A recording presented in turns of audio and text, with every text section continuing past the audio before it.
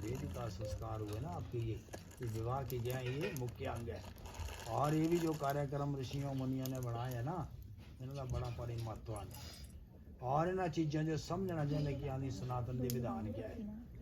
तेल मुहूर्त संस्कार किए क्यों किया जाता है? शरीर का शोधन करने के लिए। नवग्रह शांति हवन क्यों होता है? हम दोनों गृहस्थी बनने के लिए जा रहे हैं ना। गृहस्थ आश्रम सबसे कठिन आश्रम बना देना गृहस्थी, जहाँ पति और पत्नी इकट्ठे रहते हैं घर के बीच में, उसको क्या कहते हैं हम? गृहस्थ आश्रम। घर में रहना गृहस्थ आश्रम सबसे कठिन भी और सर्वोत्तम है ये। इस घर के बीच में अगर मनुष्य नियमानुसार जीवन यापन करेगा, घर में आए हुए अतिथियों का मेहमान करेगा, अपने घर के भीतर भगवान का पूजन चिंतन वंदन करेंगे, है ना, और अपने नियमों के अनुसार शास्त्रों का ध्यान करेंगे, आए अतिथियों का मान सम्मान करेंगे, तो समझ लेना कि घर आपका घर भी वो क्या गृहस्थ आश्रम नहीं है, वो क्या है? स्वर्ग आश्रम है। वो अपने घर जो स्वर्ग बनाना पति और पत्नी के हथा गल ली है ना। पत्नी के क्या कर्म है और पति के क्या कर्म है। पत्नी कैसी होनी चाहिए? निष्ठावान। घर में कोई अगर सुन लिया जरा मास्टर 2 मिनट, फिर दिन का टाइम दो जो ना। हाँ, निष्ठावान होनी चाहिए वो, है ना। कैसी होनी चाहिए? निष्ठावान। घर में कोई आ जाए तो उसका मान सम्मान करने वाली। बोलता ना घर में कोई आ जाए उसको हाथों के ऊपर ले लेना, बोलना सम्मान हो ही महताम देना। कोई मनुष्य दूसरे की मान इज्जत करता है ना, भगवान उसकी स्वयं इज्जत करता है। पहले आदमी को दूसरे का मान सम्मान करने के भाव होने चाहिए कि मैंने इसकी कैसे इज्जत करनी। अगर दूसरे का मान सम्मान करेंगे हम, हमारा मान सम्मान अपने आप ही हो जाएगा। छोटा बच्चा होता है ना, उसको सिखाते हैं सब कुछ। स्कूल में आते बच्चे उनको पहले नमस्कार ही बोला जाता है, बेटा नमस्कार, है ना।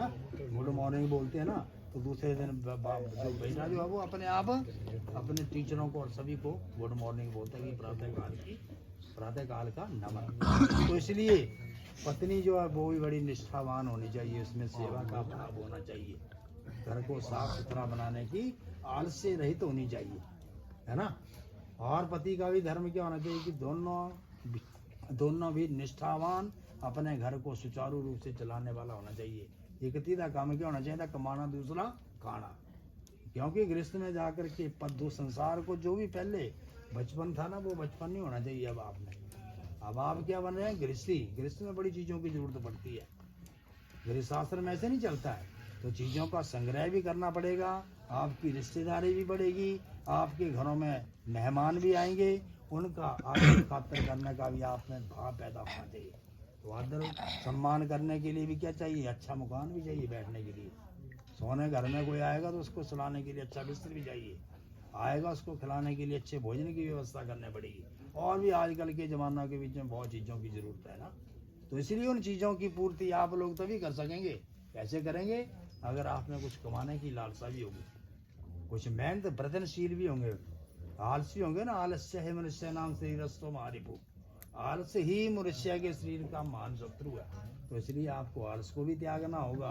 घर को चलाने की आप में दोनों की क्या होनी चाहिए? यूनिटी। पर पति और पत्नी में एकता नहीं होगी, पति पत्नी की नहीं मानेंगे, पत्नी पति की नहीं मानेंगी, तो गृहस्थ आश्रम डगमगा जाता है। सही बात। आपको यहाँ पे आगे ना ऐसा नॉर्मल शादी नहीं, 8 प्रकार के विवाह दसोगे कितने। तो ये सर्व ऊंची श्रेणी का विवाह, सर्वोत्तम श्रेणी का विवाह कौन है? ये जेड़ा विवाह होया। दोनों पंडितों के पंडित बैठे हुए, सारे रिश्तेदार आ गए, साक्षात ये क्या है? ज्वाला रूप बैठी हुई है, इसके सामने आपका विवाह संस्कार आप मुकर नहीं सकते हैं कभी भी। दुनिया को बेवकूफ़ बना सकते हैं, परंतु भगवान को कोई बेवकूफ़ नहीं बना सकता। सारे देवी देवता हवा रूप में बैठे, बुलाया है इनको, सम्मान से इनको बुलाया गया है। किस लिए? आप जैसे लोगों को आशीर्वाद देने के लिए कि दोनों से दंपति का जीवन बड़ा सुखमय बने, आनंदमय बने, अनेक प्रकार की सुख सुविधाएं इनको जिंदगी में मिले। परंतु आपके भी कुछ नियम है कि कृष्ण के नियम क्या होने चाहिए, समझ गए? और उन नियमों को आपने फॉलो करना है। दोनों की आपने प्रेम बोलता है, मम चित्तम अनुचित्तम ते अस्तु मम वाचम एक मना। आज से आप दोनों का मन, दोनों का एक मन होना चाहिए, दोनों की वाणी होनी चाहिए, दोनों की एक विचारधारा होनी चाहिए, तभी हमारा गृहस्थाश्रम अच्छी तरह से व्यतीत हो सकता है। पहले वाली बचपन वाली बातें नहीं रहेंगी। अब जो भी हो गया सो हो गया। अब बिल्कुल विचारशील बनना पड़ेगा। क्या बनना पड़ेगा? विचारशील, सोचना पड़ेगा। अगर आप विचारशील नहीं बनेंगे, एकदम आई मन में बात बोल दी तो नहीं चलेगा कुछ नहीं, समझ गए? तो इसलिए दोनों ने बड़े प्रेम भाव से, पंडित होने के नाते आंदा ही दायित्व पुरोहित है ना, परिभाषा की पुराग्रिया ही मंचती, जेड़ा अपने जजमाना का इस जन्म च भी अगले जन्म च प्रत्येक क्षण हित चाहता थी, पुरोहित बोलते पुराग्रिया हितम इच्छति, अपने जजमान का हित चाहता तीयो पुरोहित बोलते। पुरोहित दही दायित्व कि अपने जजमान जो अच्छी शिक्षा दे दियो।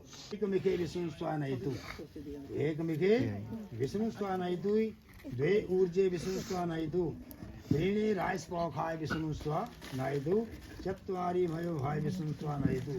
कन्या क्या क्या कहती है? एक मिखे मैं विष्णु रूप बल तुम्हें अन्न की वृद्धि के लिए, वो क्या है? शक्ति स्वरूपा भी है, अन्नपूर्णा भी तू ही है। सारे रूप जितने हैं ये किस रूप की हैं? 4 संज्ञाएं होती हैं पत्नी की। पत्नी के रूप में भी यही आती है, माँ के रूप में भी यही होती है, बहन के रूप में भी यही होती है, और तीसरी बेटी के रूप में भी यही होती है। वही है ना 4 संज्ञा। तो पत्नी के रूप में भी तुम ही हो, बहन के रूप में भी तू है। बोलते 4 संज्ञाएं स्त्री की होती हैं। तो कहता है कि तेरे मेरे घर में जाने से क्या बोलते हैं? अन्न की वृद्धि हो, क्योंकि तू लक्ष्मी रूपा है। क्या है तू? अन्न स्वरूपा कैसे बनेगी? अगर घर में भी जाकर के मेहनत करेंगे। बोलते ना आदमी बड़ा भारी अमीर है, बड़ा लैंड लॉर्ड है, तो तीयो पूछना तेरी मेहनत कितनी की? एक डीसी लगता ना, तीयो पूछना तेरी पढ़ाई कितनी की? कहना तीयो कितना कष्ट सहन करना पड़ा। तो आदमी हमेशा मेहनत से ही बड़ा बनता है। तो इंसान के बीच में मेहनत करने का भाव चाहिए। सुना दे कि नहीं? मैं पूछने भी क्या बोल लिया, यानी कि करना दे सुनेगा दूंगा दे कटी थी हो गया, अपन तो बोलता रहे, समझिए ना। तो इसलिए बातें आपके काम की हैं। एक मिखे विष्णु है, हे प्रिय मैं विष्णु का रूप और तू क्या है? लक्ष्मी। तू क्या ही? लक्ष्मी का रूप है तेरा बेटा। स्थान तू घर में जाएगी ना, उस घर को स्वर्ग बनाना तेरे हाथों में। तू कैसे स्वर्ग बनाती है? उस घर को अंदर से पूर्ण करने वाली तू लक्ष्मी रूपा, वो तेरे में भाव चाहिए।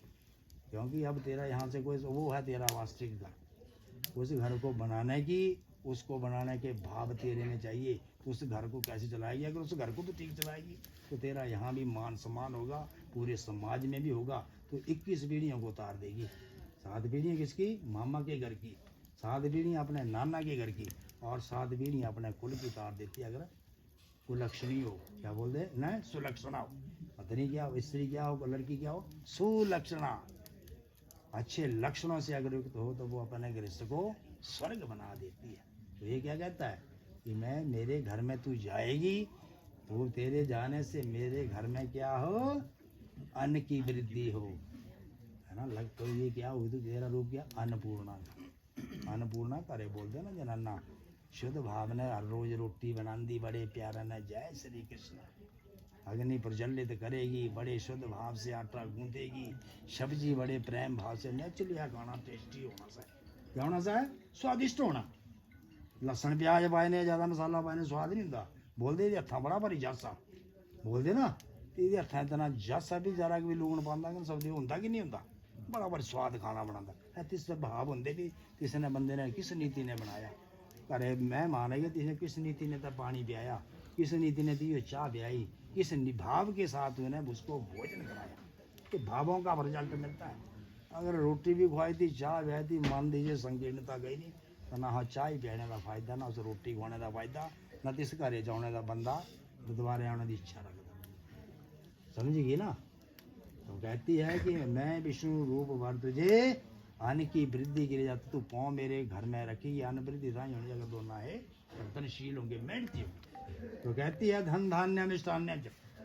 कन्या कहती है, आपने सुननी है बात है पुष्पेंद्र सिंह जी, आपकी सुनने की बात है। ये कह रही है 7 वचन बोल दी, मेरे साथ गल्ला आना सकते हैं, क्योंकि सर्व तीर्थमयी माता सारे तीर्थ को दी होंगे। ये माँ बड़े जिंदे होंगे, बड़ा भाग्यशाली होंगे। जिसकी माँ जिंदा है वो और परम भाग्यशाली होता है, क्योंकि थे माओ के चरणा च सारे तीर्थ हैं। इतनी जो माओ दी और बूढ़े की सेवा कर ली, ये कोई मंदिर से जाने की आवश्यकता नहीं है ना।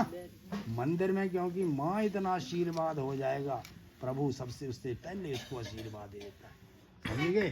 तो इसलिए माँ शक्ति स्वरूपा है, जननी है वो, जिसने इस लोक को दिखाया है, हमारे को संस्कारों से सुसज्जित किया है, हमारे को अच्छे संस्कार दे करके इस जीवन के बीच में हमारे को उतारा है, वो माँ परम वंदनीय है।